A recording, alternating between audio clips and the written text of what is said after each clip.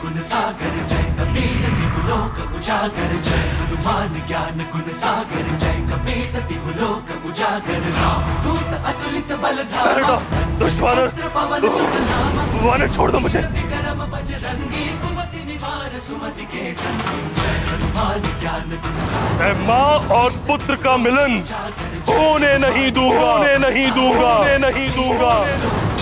वो रह जाएगी स्वर्ग में और तुम यही यक्ष लोक में।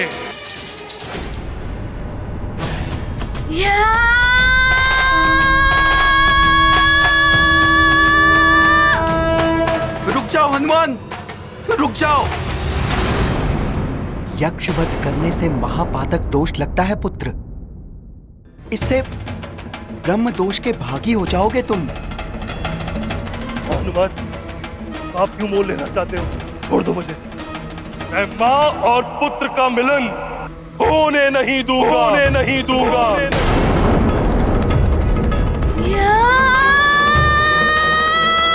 रुको।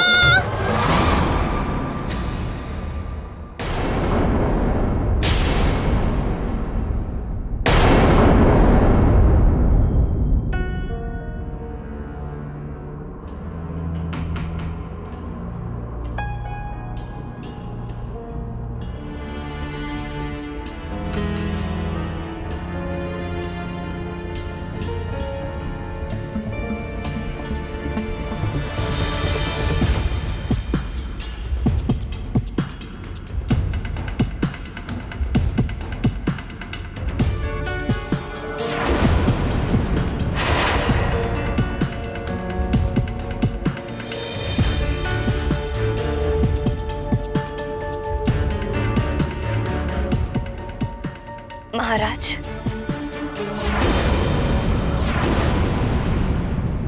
मेरी मांग में ये सिंदूर है तो आपके नाम का, किंतु इसकी रक्षा हनुमान ही कर रहा है।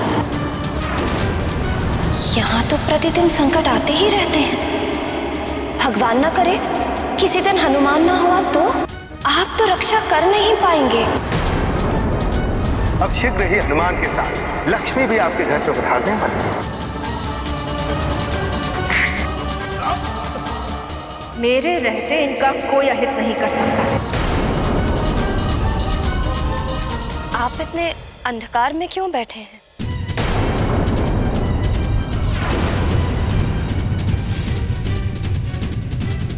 यदि तुम उजाले में आ जाओगी तो मेरे भीतर और बाहर का अंधेरा एक क्षण में छट जाएगा।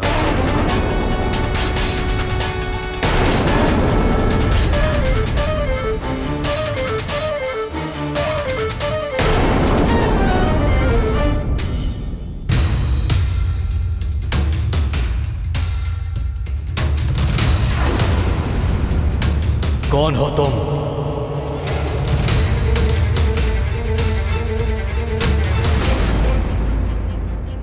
यक्ष वध करने से महापातक दोष लगता है पुत्र। इससे ब्रह्म दोष के भागी हो जाओगे तुम।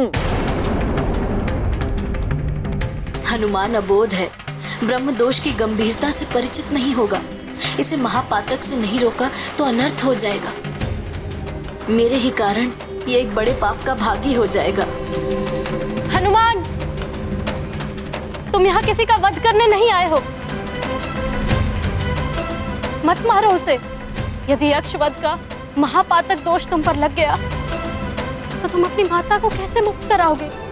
कैसे ले जाओगे माँ को वापस? स्मरण करो अपनी माता को पुत्र, स्मरण करो।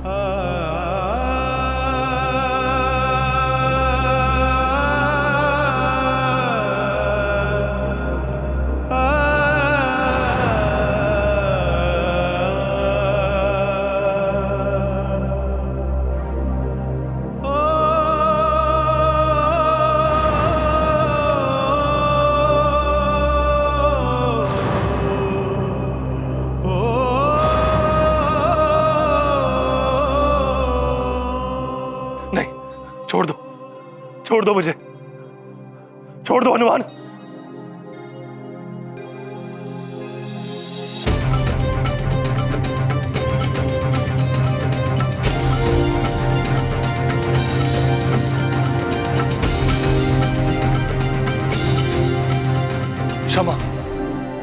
क्षमा हनुमान। ये गाथा महाबली हनुमत की, रुचिकर लीला राम भगत की। जय जय जय रघुनंदन राम, जय जय जय महाबली हनुमान।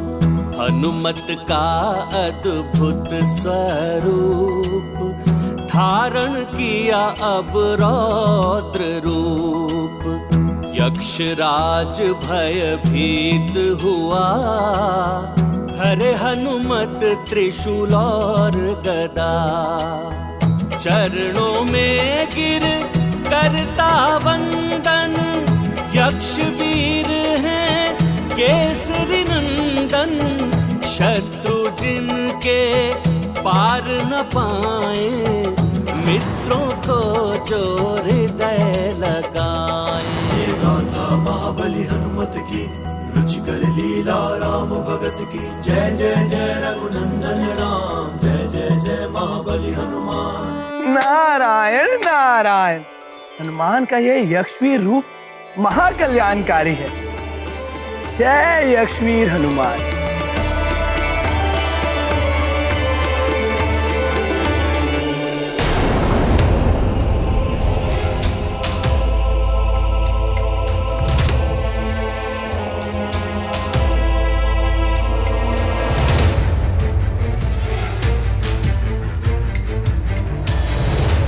कौन हो तुम? कौन हो तुम और किस अधिकार से मेरे राजभवन में रह रही हो?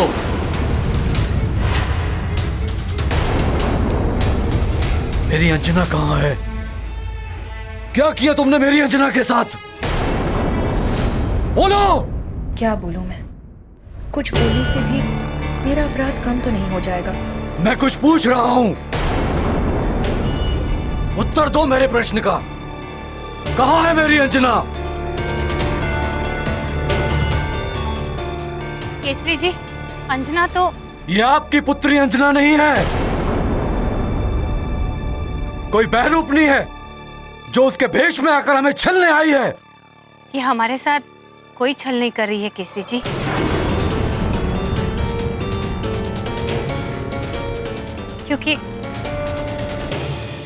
क्योंकि मुझे सब ज्ञात है इसके बारे में।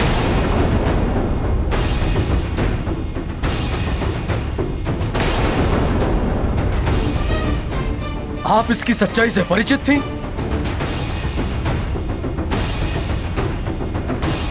फिर भी आपने कुछ नहीं कहा। क्या व्यवस्था थी आपकी? कोई व्यवस्था नहीं है केसरी जी। मैं सच्चाई जानते हुए भी इसीलिए चुप रही क्योंकि इस संकट की घड़ी में आप और उद्विग्न ना हो उठे और कोई अनर्थ ना हो जाए। ये बहरूपनी है, किंतु ना ही ये हमारे साथ कोई छल कर रही है, ना ही इसने कुछ अनुचित किया है। ये बहरूपनी मेरी अंजना का रूप धारण करके मुझे छल रही है। मेरे सुमेरु को, मेरे राज्य को मुझे छल रही है और आप कह रही हैं इसने कुछ भी अनुचित नहीं किया। पुत्र, इसने मेरी रक्षा की है, आपको बचाने के लिए राक्षसों से तक युद्ध किया है, प्रजा को चमगादड़ के रूप में भवन में घुस आए राक्षसों से बचाया, उनकी सेवा की है। कुछ भी किया हो इसने मेरी अंजना का रूप धारण करके बहुत बड़ी भूल की है। देशद्रोही है ये, इसने मुझे और मेरी प्रजा को छला है, इसका दंड इसे अवश्य मिलेगा। तुम्हारा ये मौन तुम्हारे अपराध को कम नहीं कर सकता है।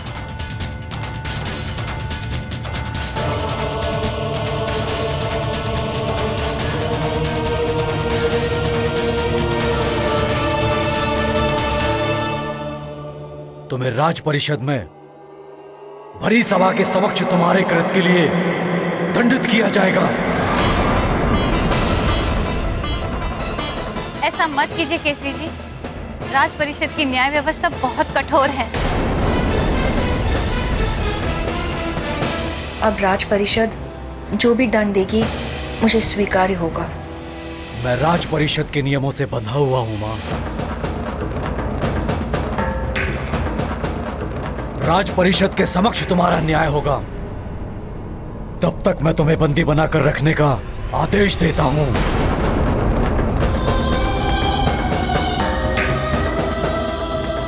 सैनिकों,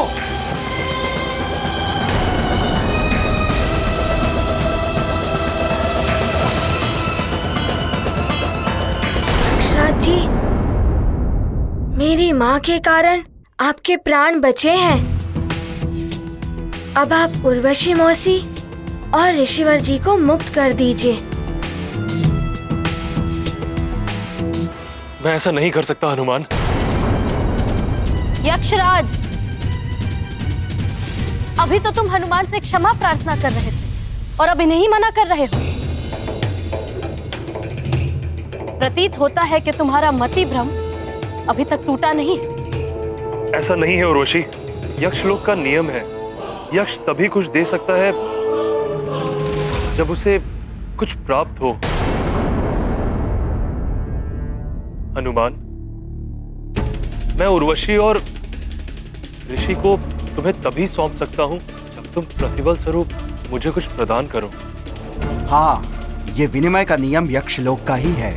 बिना कुछ दिए यहाँ से ले नहीं जा सकते, चाहे यक्षराज को इसके लिए युद्ध ही क्यों ना करना पड़े, अपने प्राण ही क्यों ना गंवाने पड़े।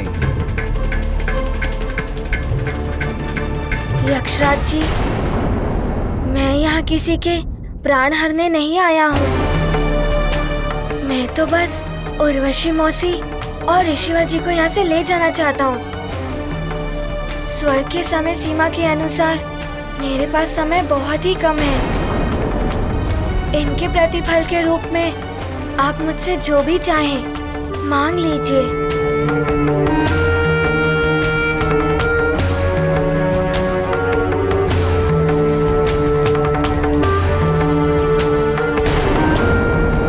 समय सीमा के अनुसार मेरे पास समय बहुत ही कम है। इनके प्रतिफल के रूप में आप मुझसे जो भी चाहें मांग लीजिए।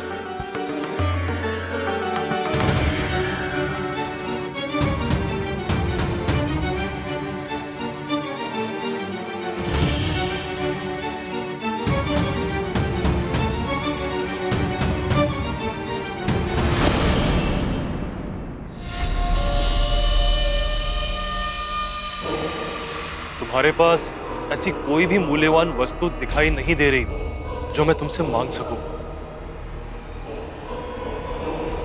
किंतु कुछ तो है तुम्हारे पास ऐसा जो अमूल्य है।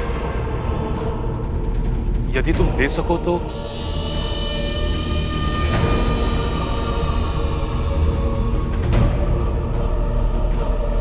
लगता है ये कपटी यक्षराज पुनः कोई चाल चलने वाला है। यक्षराज जी, इन दोनों की मुक्ति मेरी माँ की मुक्ति से जुड़ी हुई है, जो मेरे लिए सर्वोपरि है। इसके लिए जो कुछ भी मेरे पास है मैं वो आपको दे सकता हूँ।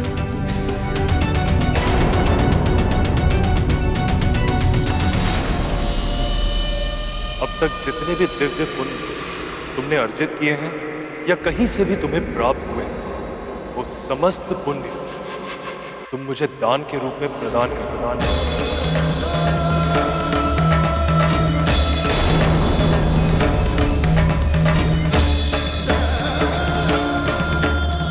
यदि ये दान नहीं दे सकते तो मेरा वध करके उर्वशी और ऋषिवर को ले जाओ।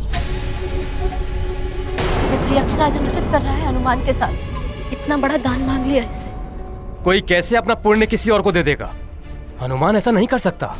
हाँ, बड़ी कठिनाई से तो पुण्य अर्जित होते हैं। यक्षराज जी, मेरे लिए मेरे पुण्य मेरी माँ उर्वशी मौसी और ऋषिवर जी से अधिक मूल्यवान नहीं है।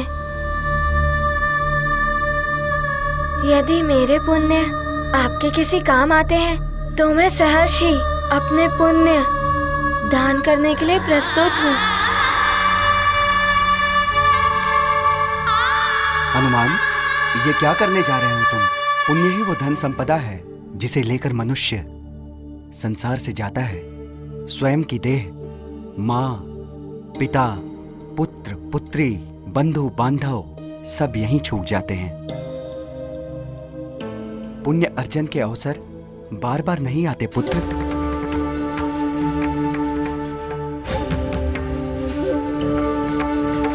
हनुमान, इस यक्षराज की बातों में मत आना, ये तुम्हें उलझा रहा है।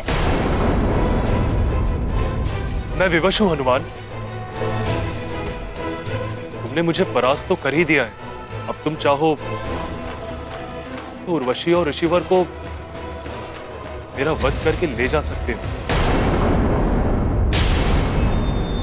प्रभु, दान करना तो स्वयं में ही पुण्य का कार्य है, तो फिर सभी हनुमान को पुण्यों का दान करने से क्यों रोक रहे हैं? क्योंकि उससे हनुमान के पुण्य का क्षय हो जाएगा। ये पुण्य का क्षय होने से मनुष्य पतन की ओर अग्रसर हो जाता है, किंतु पुण्य का संचय स्वर्गलोक से लेकर इंद्रपद का भी अधिकारी बनाता है। मोक्ष का मार्ग प्रशस्त करता है। जिस प्रकार धन संपदा मनुष्य को संसार में मान सम्मान और प्रतिष्ठा दिलाती है, उसी प्रकार पुण्य ऐसा धन है जो इलोक से लेकर परलोक तक मान सम्मान और प्रतिष्ठा का कारण बनता है। धन संपदा तो मनुष्य छल बल और दुष्कर्म से भी प्राप्त कर लेता है, किंतु पुण्य कभी छल बल से प्राप्त नहीं होता। उन्हें मनुष्य सत्कर्मों से ही प्राप्त करता है। मृत्यु के पश्चात जीव के साथ मात्र उसके पुण्य ही जाते हैं, अन्य सब कुछ तो पृथ्वी पर ही छूट जाता है। परंतु प्रभु, महापातक दोष भी तो महाघातक होता है। सत्य है मेरे परम भक्त नंदी, महापातक दोष लगने से भी पुण्यों का क्षय हो जाता है। जिसे महापातक दोष लगता है वह ब्रह्म दोष का भी भागी हो जाता है। उसे रौरव नरक की यातना भोगनी पड़ती है। ब्रह्म दोष से मुक्त होना बहुत कठिन, इसलिए सदैव महापातक से बचना चाहिए और सत्कर्म द्वारा पुण्य का संचय करना चाहिए। यक्षराज, मेरी दृष्टि में प्राणों से अधिक मूल्यवान कुछ नहीं होता, भले ही वो आपके प्राण हो या किसी अन्य के।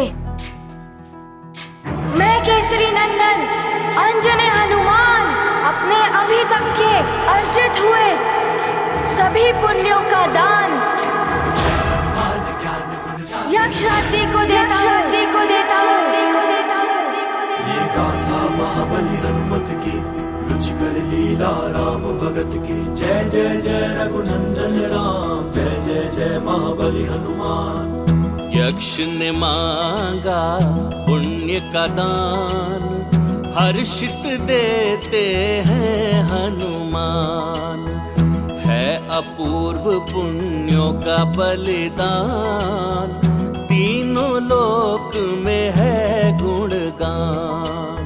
मिली मुक्ति हुए रक्षित प्राण, आंजनेय ने किया महादान।